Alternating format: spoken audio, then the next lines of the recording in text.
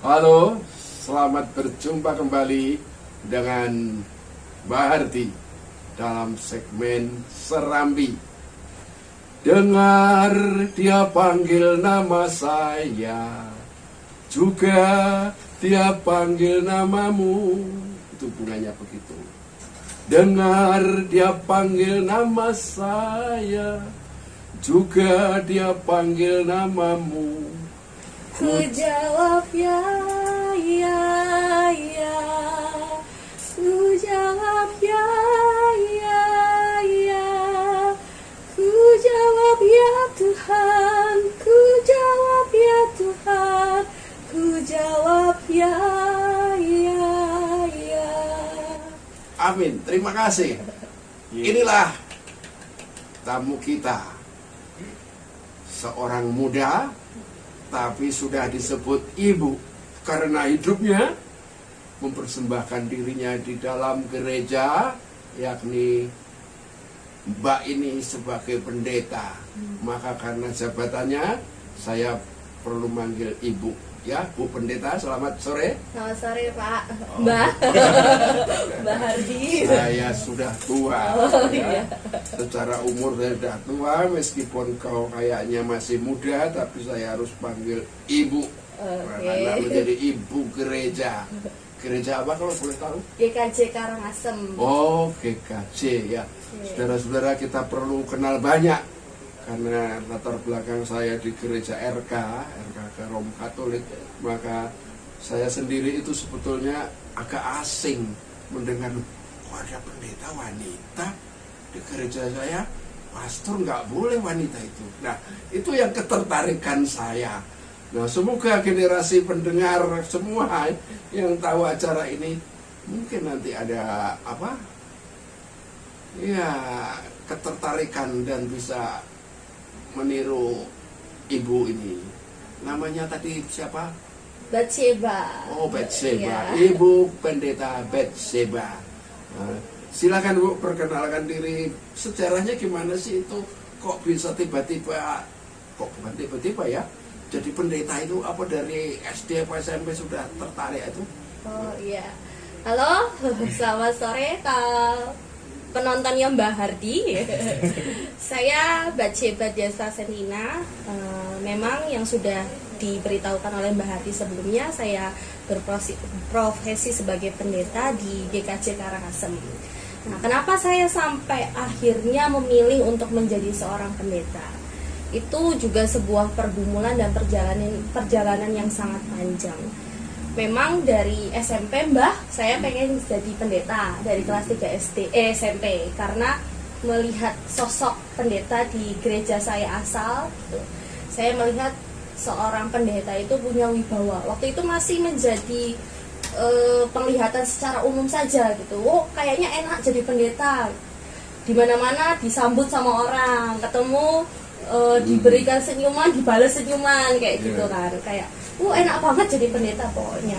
Nah, maka dari itu, dari 3 SMP itu sampai akhirnya memilih universitas, saya masih ingin menjadi seorang pendeta. Akhirnya, padahal saya SMK waktu itu, SMK jurusan sekretaris, nggak nyambung toh. Kemudian akhirnya waktu itu setelah lulus 3 SMK itu, saya ikut tes teologi di sebuah sekolah tinggi teologi namanya STT Jakarta, yang sekarang bisa dikenal sebagai STFT Jakarta. Itu di gelombang yang ketiga. Waktu itu sempat dipertanyakan sama bapak, kamu benar mau masuk teologi gitu? Kamu nanti sudah mempersiapkan dirimu untuk ikut teologi, masuk teologi. Nah, di situ saya sudah menyiapkan diri saya dan tetap saya kekeh untuk ikut teologi walaupun daftarnya di gelombang ketiga. Kemudian sudah ujian, masuklah sekolah teologi di STT Jakarta, sampai akhirnya juga ada pergumulan di dalamnya, Mbak, karena saya melihat ternyata jadi pendeta tidak seenak itu. Ya, dosen juga berprofesi sebagai pendeta, di sana sharing segala macam, goyah lah untuk jadi pendeta. Kemudian setelah skripsi barulah saya menyerahkan, saya berserah kepada Tuhan. Saya bilang begini, Tuhan, saya ingin pelayanan di mana saja, mau itu di sekolah, mau itu di gereja, saya siap untuk melayani. Kemudian doa saya itu cepat dijawab Tuhan. Besok paginya seorang kakak tingkat saya menghubungi saya lewat message. Kemudian beliau menawarkan untuk berproses di GKJ Karangasem. Setelah berdiskusi panjang dengan kedua orang tua, soalnya ini tempatnya kan di Solo, jauh, sedangkan bapak ibu di Jakarta gitu. Saya akhirnya berani untuk memberangkatkan diri ke GKJ Karangasem, walaupun memang di GKJ Karangasem itu penuh dengan peziarahan yang tidak mudah, proses yang tidak mudah. Ya, akhirnya memberanikan diri. Nggak taunya sudah 3 tahun saya berproses di sana. Kemudian ya saya masih tetap dengan panggilan saya di GKJ Karangasem, walaupun banyak jatuh dan bangun yang saya lewati proses peziarahan di GKJ Karangasem. Begitu. Oke, terima kasih. Itu setelah bercerita bisa panjang sekali ya. Iya. Saya boleh bertanya dulu kembali ke awal karena saya masih heran. Itu pendeta wanita itu boleh menikah nggak sih? Sebenarnya pendeta itu boleh, Oh. boleh Pak, Gitu. boleh pada umumnya gitu. Jadi ya kami diperbolehkan untuk membina keluarga, membina rumah tangga, berpasangan, karena biar bagaimanapun kami kan sebagai manusia, kita sebagai manusia butuh untuk teman, peziarahan, untuk curhat segala macamnya. Maka dalam Kristen Protestan pendeta itu boleh menikah. Dan sekaligus jawaban atas panggilan alam, berpasang-pasanglah, beranak cuculah, Iya. begitu ya. Iya. Itu panggilan alam semesta. Iya. Ya, cukup memberi gambaran, tetapi perlu saya tambahkan pertanyaan. Tadi belum dicerita berapa tahun itu kuliahnya? Saya 4 tahun. Nah, 4 tahun. Terus Ya, hitungannya 3,5 tahun, Mbak. Karena memang skripsinya itu di awal tahun tahun keempat. Jadi hitungannya 3,5 tahun. Waktu itu skripsinya Februari, tapi wisudanya September. Setelah wisuda itu artinya semacam upacara pelantikan menjadi pendeta atau Belum. atau ada upacara khusus namanya wisuda atau tahbisan begitu? Tahbisan itu beda lagi. Nah, jadi kalau wisuda itu kan sudah selesai, kita sudah selesai menyelesaikan masa studi. Sedangkan tahbisan itu jadi sebelum saya ditahbis pun ada pembimbingan juga di situ di GKJ Klasik Solo. Di situ selama 6 bulan digodok kembali, yang membimbing ya pendeta-pendeta di Klasik Solo itu. Kemudian setelah 6 bulan itu saya diuji menjadi vikaris dulu. Itu September tahun 2019, tanggal 21 September. Kemudian saya sudah jadi vikaris. Rencananya saya ditahbis itu bulan April tanggal 6 tahun 2020. Tapi kemudian pandemi diundur jadi tanggal 29 Oktober 2020 di GKJ Karangasem. Jadi sudah tanggal 2 Oktober 20 kemarin. 29 Oktober gitu. Belum setahun ya? Belum, baru 7 bulan. Ya, ibaratnya berkeluarga masih manten anyar ya. Jadi mungkin belum, kalau manten anyar itu belum tahu seluk-beluk kesulitan Iya. perjuangan, ya taunya masih seneng-seneng, ketawa-ketawa ya. Nanti kalau semoga bisa nanti merasakan tadi wujud peziarahan rohani itu kan mesti ada batu-batu kerikil tajam yang harus dilewati. Iya. Ya. Jadi kalau saya bertanya kesulitannya apa sih di dalam penggembalaan sehari-hari misalnya itu?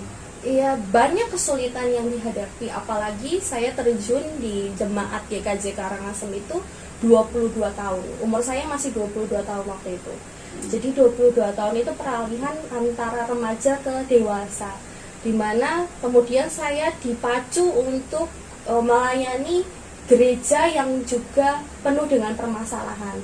Pasti banyak sekali kesulitan, apalagi saya jauh dari keluarga, yang dimana saya di Solo juga seorang diri, itu tidak ada yang menemani secara intens, secara tatap langsung, itu tidak ada. Jadi memang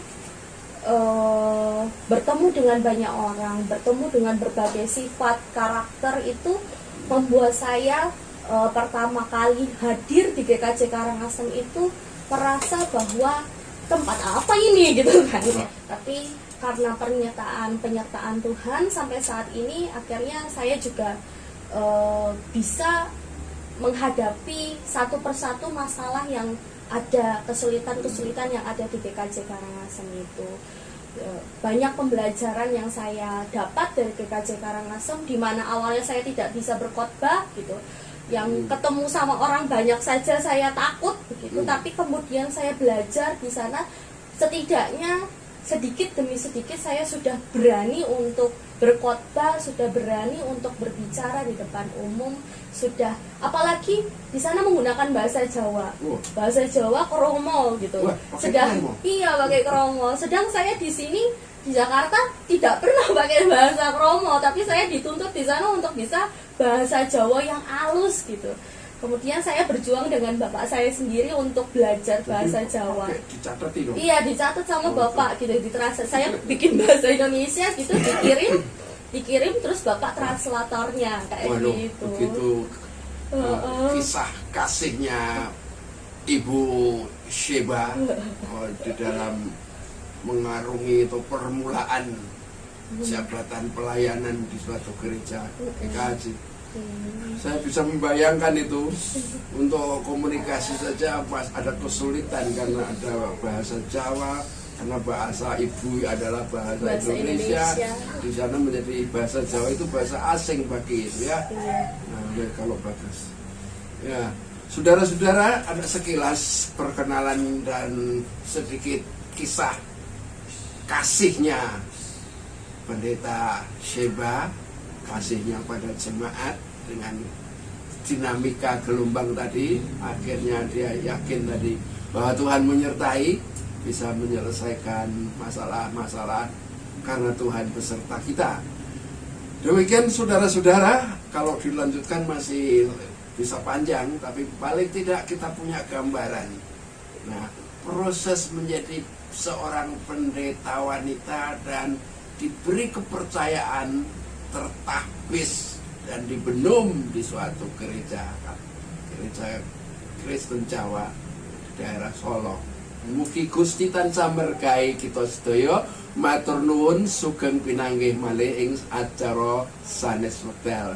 Matur nuwun Gusti amberkahi. Amin.